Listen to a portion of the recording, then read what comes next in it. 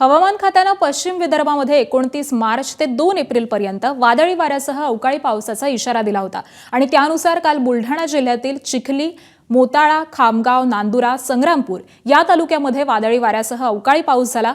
अवकाळी पावसामुळे कांदा, केळी, गहू आणि ज्वारी या पिकांचं मोठं नुकसान झालंय। यामुळे शेतकरी मेटाकुटीला आलेला आहे।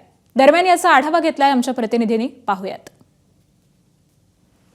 हवामान खात्याने पश्चिम विदर्भाला खरं तर 29 मार्च ते 2 एप्रिलपर्यंत अवकाळी पाऊस आणि वादळी वाऱ्याचा इशारा दिला होता आणि त्यानुसार बुलढाणा जिल्ह्यातही काल सायंकाळी मोठ्या प्रमाणात अवकाळी पावसाचं आगमन झालं।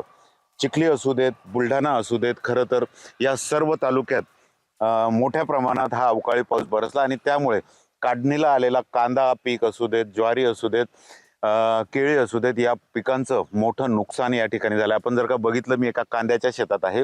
या शेतकऱ्याने हा कांदा या ठिकाणी काढून ठेवलाय, मात्र भिजल्यामुळे या कांद्याचा आता दर्जा हा खराब झालेला आहे, कांद्याचा दर्जा हा घसरलेला आहे आणि त्यामुळे या शेतकऱ्याला आता भीती आहे की आपल्या मालाला हा मार्केटमध्ये कमी भाव मिळेल।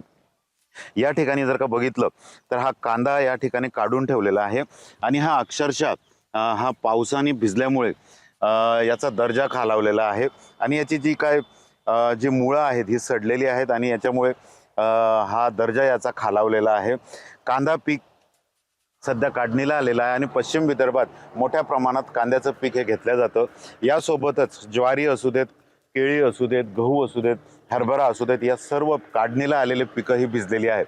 काल सायंकाळी आलेल्या अचानक या पावसामुळे शेतकरी जे रब्बीची पिकं शेतात काढत होती त्यांची मोठी तारांबळ उडाली आणि राबून हा पिकवलेला जो माल आहे, शेतमाल आहे, हा भिजल्यामुळे आता शेतकरी पुन्हा एकदा अडचणीत आलेला आहे। कॅमेरामन शांताराम सह डॉक्टर संजय महाजन, एबीपी माझा, मोताळा। एबीपी माझा, उघडा डोळे बघा नीट।